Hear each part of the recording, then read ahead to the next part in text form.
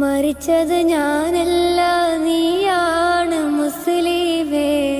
ഫാസിസ തടവറയിൽ അടിമയായി നിൽപ്പോ നീ. എന്ന് തീരും ഈ കണ്ണുനീരിൻ മോചനം നേടുകില്ലേ? ഫലസ്തീൻ ചിരിയെന്നത് കാണാക്കിനാവല്ല,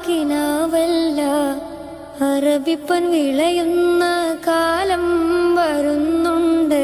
തഖ്വ കൊണ്ട് നേടിടുവേ ഫാസിസം കരയുമെന്ന്.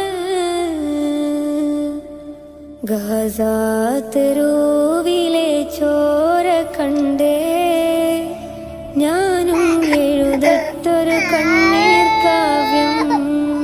പിഞ്ചോ